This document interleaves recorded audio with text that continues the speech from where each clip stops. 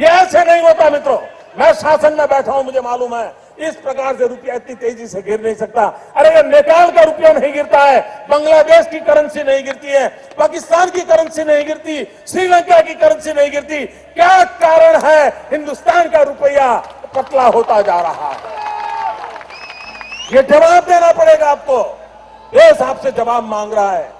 आज हम बात कर रहे हैं रुपया गिर रहा है का मतलब क्या है। जब कहा जाता है कि रुपए की वैल्यू गिर रही है तो असल में मतलब होता है कि $1 खरीदने के लिए पहले से ज्यादा रुपए देने पड़ रहे हैं। जैसे अगर $1 80 रुपीज का था और अब $1 90 रुपीज का हो गया है तो कहते हैं रुपया 10 रुपए कमजोर हो गया है या गिर गया। इसका कारण क्या है कि डॉलर मजबूत हो रहा है। पूरी दुनिया में ज्यादातर व्यापार डॉलर में होता है, इसलिए जब दुनिया भर के निवेशक सुरक्षित जगह ढूंढते हैं तो वे डॉलर खरीदते हैं। अब सवाल ये उठता है कि इंडिया इन्वेस्टर्स और बिजनेसमैन के लिए सेफ क्यों नहीं है। दूसरा कारण है कच्चे तेल की ऊंची कीमतें। भारत ज्यादातर कच्चा तेल क्रूड ऑयल विदेश से खरीदता है और उसका भुगतान डॉलर में करता है। जब अंतर्राष्ट्रीय बाजार में तेल महंगा होता है तो भारत को उतना ही तेल खरीदने के लिए ज्यादा डॉलर चाहिए होते हैं। इससे डॉलर की मांग बढ़ती है और रुपया और गिरने लगता है। विदेशी संस्थागत निवेशक भारत के शेयर और बॉन्ड में पैसा लगाते हैं, इससे डॉलर भारत आता है और रुपया मजबूत रहने में मदद मिलती है।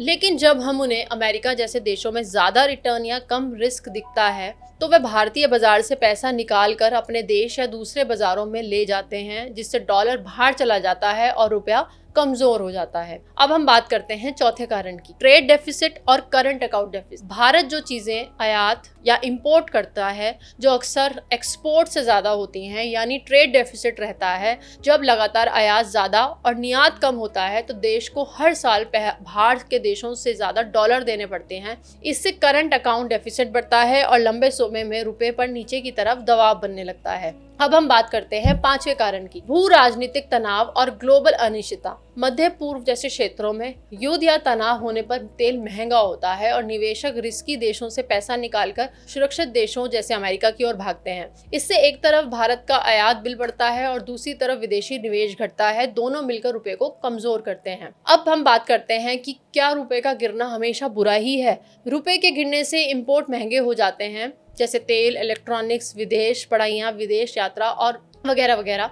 इससे आम आदमी पर महंगाई का दबाव आता है। लेकिन कमजोर रुपया भारतीय एक्सपोर्ट जैसे IT service, textile, fruit products को सस्ता बना देता है, जिससे विदेशों में हमारी कंपनियों को फायदा हो सकता है। इसलिए रुपए की हल्की फुल्की गिरावट अपने आप में देश को कमजोर होने की निराशा नहीं है। आरबीआई क्या करता है? रिजर्व बैंक ऑफ इंडिया यानी आरबीआई पूरी कोशिश करता है कि रुपया बहुत तेजी से ना गिरे और न ही बहुत ज्यादा उछले। इसके लिए वो अपने फॉरेंसिक रिजर्व से डॉलर बेचकर बाजार में सप्लाई बढ़ा सकता है और जरूरत हो तो डॉलर खरीद भी सकता है। इसके अलावा आरबीआई ब्याज दरों, लिक्विडिटी और दूसरे नियमों से भी माहौल बनाने की कोशिश करता है कि महंगाई कंट्रोल में रहे और रुपया बहुत ज्यादा अस्थिर ना हो। अब हम बात करते हैं उन मुद्दों की कि सबसे ज्यादा निवेश डॉलर्स में क्यों होते हैं। ज्यादातर देश एक दूसरे से तेल, सोना, मशीनें, इलेक्ट्रॉनिक्स, अनाज वगैरह खरीद बेचते हैं, लेकिन हर देश की अपसिक होती है और अपनी करेंसी होती है जो सबको स्वीकार नहीं होती। इसलिए देशों को ऐसी करेंसी चाहिए जो लगभग सबको मंजूर हो, कॉमन भाषा की तरह। आज की दुनिया में वह रोल अमेरिकी डॉलर निभा रहा है, इसलिए तेल, सोना जैसे कमोडिटीज का इंटरनेशनल ट्रेड।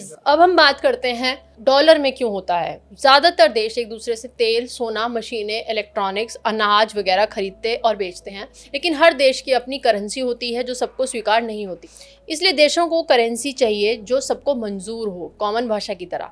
आज की दुनिया में वह रोल अमेरिकी डॉलर निभा रहा है, इसलिए तेल, सोना जैसे बड़े कमोडिटीज का इंटरनेशनल ट्रेड ज्यादातर डॉलर में होता है। सेफ हेवन क्या होता है और डॉलर क्यों? जब दुनिया में डर बढ़ता है जैसे युद्ध, मंदी का खतरा, आर्थिक संकट, नए टैरिफ, ट्रेड वॉर वगैरह, तो निवेशक अपना पैसा ऐसी जगह पार्क करना चाहते हैं जहां सरकार स्थिर हो, इकोनॉमी बड़ी और मजबूत हो, करेंसी पर भरोसा हो। अमेरिका की इकोनॉमी बड़ी है, फाइनेंशियल मार्केट गहरे हैं और दुनिया भरोसा करती है वहां पैसा रखा तो ज्यादा केस में सुरक्षित ही रहेगा। इसलिए डॉलर को सेफ हेवन माना जाता है। ऐसी हर अनिश्चित स्थिति में पूरे ग्लोब के बड़े बड़े फंड, बैंक, अमीर लोग, कंपनियां डॉलर खरीदने लगते हैं, जिससे डॉलर की डिमांड अचानक बढ़ जाती है। डॉलर की डिमांड बढ़ती है तो रुपया गिरता कैसे है? अब हम बात करते हैं। सोचो एक सिंपल सा एफएक्स मार्केट, जो लोग भारत से बाहर चीजें खरीद रहे हैं जैसे तेल, मशीन, चिप्स, कार के पार्ट्स आदि, उन्हें डॉलर चाहिए। जो विदेशी निवेशक यहाँ से पैसा निकालकर अमेरिका, दूसरे देशों में ले जा रहे हैं, उन्हें भी डॉलर चाहिए। इसका मतलब ये है कि बाजार में डॉलर की डिमांड बढ़ती है और कई बार उसी समय डॉलर की सप्लाई कम हो जाती है, क्योंकि विदेशी लोग भारत में कम पैसा ला रहे हैं। जब किसी चीज की डिमांड बढ़े और सप्लाई कम हो तो उसकी कीमत ऊपर जाती है। यही डॉलर के साथ होता है और एक्सचेंज रेट इस तरह दिखने लगता है। जैसे पहले $1 80 का था, अब बाद में $1 90 से 95 रुपीस का है। यानी वही $1 खरीदने के लिए अब ज्यादातर रुपए देने पड़ रहे हैं। यानी रुपया डेप्रिशिएट हो गया और आम भाषा में बोले तो गिर गया। अमेरिकी ब्याज दरें और डॉलर की और भी डिमांड क्यों है? इसकी एक और लेयर है। जैसे कि अमेरिका की सेंट्रल अगर ब्याज दरें ऊंची रखता है तो दुनिया भर के निवेशकों को अमेरिकी बॉन्ड में पैसा लगाने पर अच्छा रिटर्न मिलता है। वे भारत जैसे देशों से पैसा निकालकर अमेरिका में डालते हैं, यानी अपने रुपया बेचकर डॉलर खरीदते हैं। इससे भारत से डॉलर बाहर जाता है, भारत के अंदर डॉलर की कमी बढ़ती है, रुपये पर और दबाव पड़ता है और वह और कमजोर दिखने लगता है। इंडिया अभी भी अमेजिंग मार्केट है, मतलब तेज ग्रोथ, लेकिन ज्यादा उतार चढ़ाव और अनिश्चितता। लंबे समय में रुपया आमतौर पर डॉलर के मुकाबले गिरता है और फॉरेन इन्वेस्टर्स को डर रहता है कि अगर रुपया और गिरा तो उसका रिटर्न भी कम हो जाएगा। बहुत सुधार हुए हैं पॉलिसी और रेगुलेटरी अनसर्टेनिटी के तहत, लेकिन कई रिपोर्टर्स में अभी भी कहा जाता है कि भारत में regulatory rules, approvals, tax policy changes कभी कभी अचानक और कॉम्प्लेक्स हो सकते हैं, जिससे लॉन्ग टर्म प्लानिंग मुश्किल लगती है। इंफ्रास्ट्रक्चर और प्रशासनिक बॉटलनेक्स के तहत लॉजिस्टिक्स, न्याय व्यवस्था की धीमी स्पीड, लैंड इश्यूज आदि को भी रिस्क माना जाता है,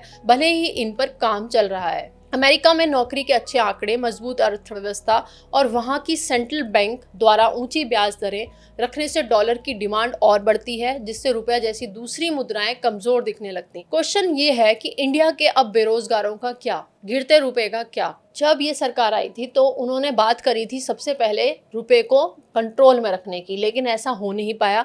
रुपए की कीमत लगातार गिरती रही। अब हमें कुछ ऐसे सुझाव की जरूरत है जिससे हमारा रुपए आने वाले समय में कंट्रोल हो सके और रुपए की कीमत अब शायद गिरना बंद हो सके। गिरते रुपए को बचाने के लिए सरकार को रोजगार के नए अवसर देने होंगे।